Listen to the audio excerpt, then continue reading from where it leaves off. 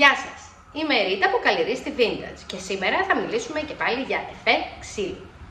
Πολλές φορές μου στέλνετε μηνύματα και μου λέτε πώς να πετύχω τη συγκεκριμένη απόχρωση από εφέ ξύλου για να το ταιριάξω με αυτό το έπιπλο που έχω στο σπίτι ή με αυτό το έπιπλο που βρήκα στο ίντερνετ.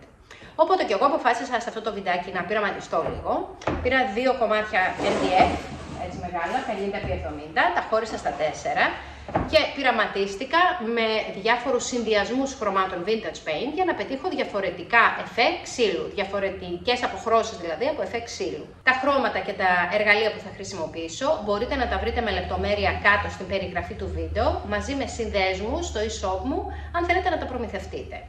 Είναι τα εξής. Είναι αυτό εδώ το εργαλειάκι για εφέ ξύλου. Από τη μία μεριά, όπως βλέπετε, έχει ένα χτένι και από την άλλη έχει το ρόζο. Οπότε μπορείτε να παίξετε με διάφορα σχέδια. Το συγκεκριμένο είναι από σιλικόνη, είναι πάρα πολύ μαλακό και είναι ιδανικό για μεγάλες επιφάνειες γιατί ο ρόζος που κάνει είναι αρκετά μεγάλος, όπως θα δείτε. Μετά έχω και αυτό το εργαλειάκι, το οποίο είναι πιο σκληρό. Θέλει λίγο προσοχή σε επιφάνειες που μπορεί να ξυστεί το χρώμα, μην το πατάτε δηλαδή πάρα πολύ. Το καλό που έχει αυτό είναι ότι έχει 2 διαφορετικούς ρόζους, έναν μπροστά, έναν πίσω, οπότε σας δίνει μεγαλύτερο περιθώριο να παίξετε με διαφορετικά μεγέθη και είναι καλύτερο για μικρότερες επιφάνειες. Και μετά από εκεί και πέρα μπορείτε να πειραματιστείτε με ό,τι υλικό έχετε στο σπίτι. Εγώ, ας πούμε, είχα βρει στο σούπερ μάρκετ αυτό εδώ το βουρτσάκι, το οποίο το χρησιμοποίησα και μου άρεσε πάρα πολύ. Έχει πολύ σκληρή τρίχα και κάνει ωραίες γραμμές πάνω στην επιφάνεια. Ένα πινέλο λεπτό για να περάσετε το χρώμα στο blending, θα δείτε ακριβώς που θα το χρειαστούμε. Εγώ χρησιμοποιώ το επαγγελματικό πινέλο της Vintage Paint, το 2,5 εκατοστών, και ένα πινέλο κατσιασμένο που το λέω εγώ, με σκληρή τρίχα. Και από εκεί και πέρα, ό,τι άλλο υλικό έχετε στο σπίτι με το οποίο μπορείτε να δημιουργήσετε νερά. Μπορείτε να έχετε ατσαλόμαλο, ένα πανάκι από μικροίνες, μπορείτε να πειραματιστείτε με διάφορα εργαλεία και να δείτε τι βολεύει εσάς. Ας ξεκινήσουμε λοιπόν από το πρώτο ξύλο. Εδώ έχω ένα μεγάλο κομμάτι MDF 50x70, όπως βλέπετε το έχω χωρίσει στα 4, έχω βάλει κολλητική ταινία στη μέση. Και τώρα σε κάθε τμήμα θα κάνω εφέ ξύλου με διαφορετικούς χρωματικούς συνδυασμούς για να συγκρίνουμε πώς φαίνονται μεταξύ τους.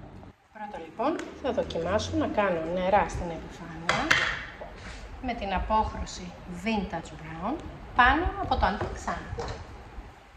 Έχω αραιώσει λίγο το χρώμα μέσα σε ένα μπολάκι με λίγο νερό, όχι πολύ, δεν θέλω να είναι πολύ νερουλό, απλώς να απλώνεται στην επιφάνεια εύκολα. Σε αυτή τη φάση θα μπορούσατε απλώς να το σκουπίσετε με ένα τσαλόμαλο ή με ένα πανάκι και να σας κάνει έτσι πιο διακριτικά νερά. Εγώ θα χρησιμοποιήσω αυτό το εργαλειάκι.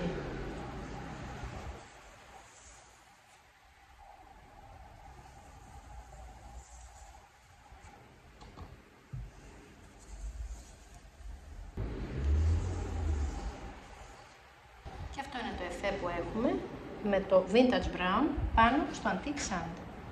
Σε αυτή τη μεριά θα δοκιμάσουμε το ίδιο, αλλά με την απόχρωση Warm Brown.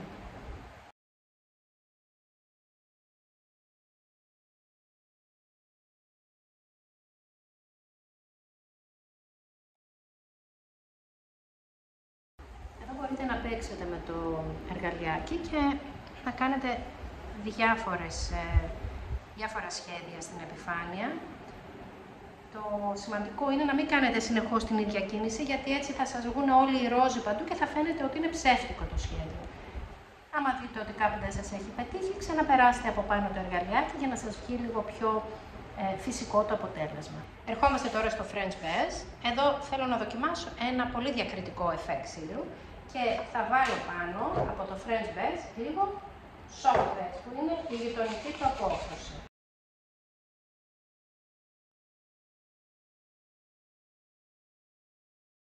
Παίρνω τώρα το μαραφετάκι μου, το έχω καθαρίσει. Ανάμεσα σε κάθε χρήση πρέπει να το σκουπίσετε και να το πλένετε καλά, γιατί μαζεύετε εδώ πέρα το χρώμα και δεν θα σας κάνει ωραία το ρόζο.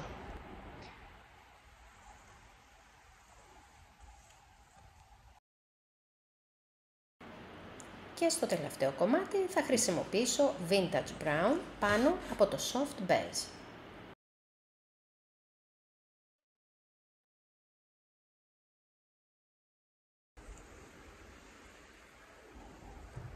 Νομίζω ότι είναι το αγαπημένο μου μέχρι τώρα. Ορίστε λοιπόν και τα 4 τμήματα με τους διαφορετικούς χρωματικούς συνδυασμούς. Τους βλέπετε πάνω στην οθόνη. Και τώρα για να δούμε, αφού στεγνώσει το χρώμα και δούμε ότι σε κάποια σημεία δεν μας αρέσει πως φαίνεται, ας πούμε αυτό μας φαίνεται πάρα πολύ έντονο ή ο χρωματικός συνδυασμός γενικότερα μας φαίνεται έντονος. Για να δούμε πώς μπορούμε να κάνουμε διορθώσεις αφού στεγνώσει το χρώμα. Το πρώτο φυσικά που μπορούμε να κάνουμε είναι το πιο απλό, να πάρουμε ένα γυαλόχαρτο και να τρίψουμε ελαφριά την επιφάνεια.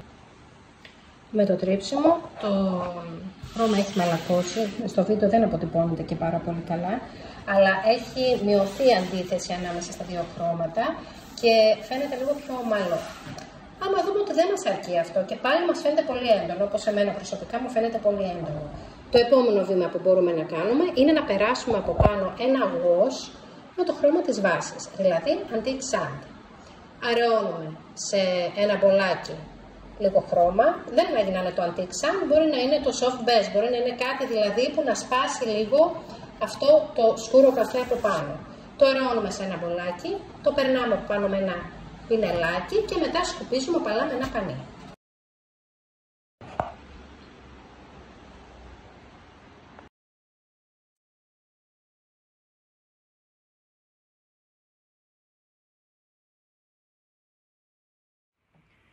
Ας δούμε τώρα και έναν άλλον τρόπο για να κάνουμε νερά ξύλου, την τεχνική blending. Δηλαδή θα ανακατέψουμε τα χρώματά μας νοπά μαζί πάνω στην επιφάνεια για να δημιουργήσουμε νερά ξύλου. Μετά μπορούμε να χρησιμοποιήσουμε και άλλα εργαλεία για να δημιουργήσουμε νερά. Εγώ βρήκα αυτό το βουρτσάκι σήμερα στο σούπερ μάρκετ και θα πειραματιστώ. Μπορείτε να χρησιμοποιήσετε ατσαλόμαλο, πανάκι με μικροίνες, ό,τι έχετε στη διάθεσή σας. Λοιπόν, ψεκάζω την επιφάνειά μου με νεράκι και με ένα λεπτό πινέλο, το οποίο ψεκάζω και αυτό, έρχομαι να ανακατέψω στην επιφάνειά μου τα δύο χρώματα μαζί. Βάζω πρώτα το χρώμα της βάσης, που είναι το Antique Sand.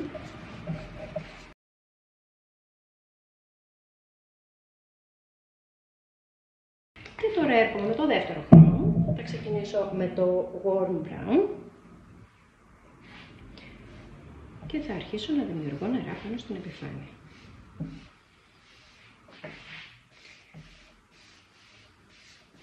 Έρχομαι τώρα και σβήνω το ένα χρώμα μέσα στο άλλο. Αναλόγως με την ένταση του δεύτερου χρώματος, το πόσο σκούρο ή το πόσο ανοιχτό χρώμα το θέλετε, μπορείτε να σταματήσετε εδώ ή να συνεχίσετε να προσθέτετε το Warm Brown μέχρι να αποκτήσει η επιφάνειά σας την απόχρωση που θέλετε. Για να δούμε τώρα πώς γίνεται με το βουρτσάκι με εδώ πέρα, λίγο να πειραματιστούμε.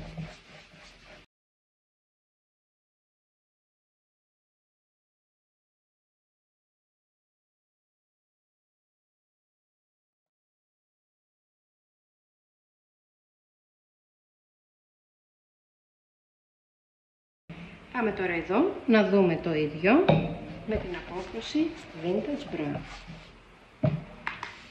Χρειαζόμαστε μπόλικο νεράκι να γλιστράει το πινέλο για να μπορούν τα χρώματα να ανακατεύονται καλά στην επιφάνεια.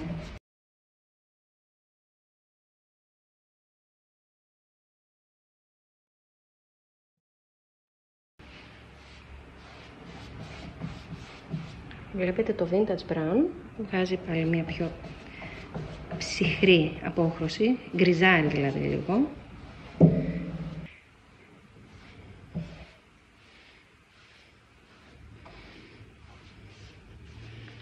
Για να δοκιμάσουμε και εδώ να κάνουμε λίγα νερά με το εργαλειάκι.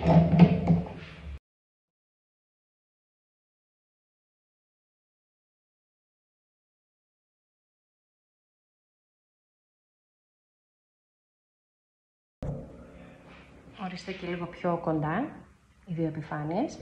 Εδώ είναι Antique Sand με Warm Brown, το οποίο το έκανα blending και από πάνω μετά χρησιμοποίησα αυτή τη βούρτσα για να κάνω αυτές τις γραμμές που βλέπετε. Και σε αυτή τη μεριά έχουμε πάλι με βάση Antique Sand, από πάνω blending με Vintage Brown και έκανα μερικούς ρόζους με το ειδικό εργαλειάκι για τα νερά ξύλου. Εδώ έχω την επιφάνειά μου βαμμένη με French Beige και θα κάνω μετά τα νερά από πάνω με Soft Beige. Εδώ πέρασα πάνω από τη βάση French Beige, λίγο soft beige και μετά vintage brown και πέρασα και το ειδικό εργαλειάκι για τα νερά ξύλου, αλλά ξέχασα να πατήσω εγγραφή, οπότε δεν το έχω σε βιντεάκι, αλλά μπορείτε να δείτε πώς φαίνεται στην εικόνα. Στο τελευταίο κομμάτι του ξύλου αποφάσισα να πειραματιστώ λίγο. Πέρασα λοιπόν πρώτα αραιωμένο vintage brown και μετά από πάνω, όπως βλέπετε, άρχισα να απλώνω το warm brown, που είναι το πιο θερμό, το πιο σκούρο καφέ. Χρησιμοποίησα ένα σκληρό πινελάκι, γι' αυτό βλέπετε ότι ήδη αρχίζει και αφήνει νερά πάνω στην επιφάνεια, μου κάνει γραμμές δηλαδή, αλλά επειδή ήθελα ακόμα πιο έντονο αποτέλεσμα, είπα να ξαναδοκιμάσω με το αγαπημένο μου το βουρτσάκι, το καινούριο μου απόκτημα. Το πέρασα λοιπόν από άκρη σε άκρη, όσες φορές χρειάστηκε, μέχρι να είμαι ικανοποιημένη με το αποτέλεσμα. Παρόλο που μου άρεσε πολύ αυτό το αποτέλεσμα, ήθελα να πειραματιστώ λίγο ακόμα και να δω πώς θα φανεί η επιφάνειά μου περάσω από πάνω και με το εργαλειάκι για τα νερά ξύλου. Βλέπετε πως επειδή έχουμε δύο χρώματα για blending και από κάτω έχουμε μια πολύ ανοιχτή απόχρωση, το αποτέλεσμα βγαίνει πάρα πολύ όμορφο και πάρα πολύ φυσικό. Το πέρασα από πάνω αρκετές φορές με το χέρι μου μέχρι να φανεί όσο πιο φυσικό γινόταν το αποτέλεσμα.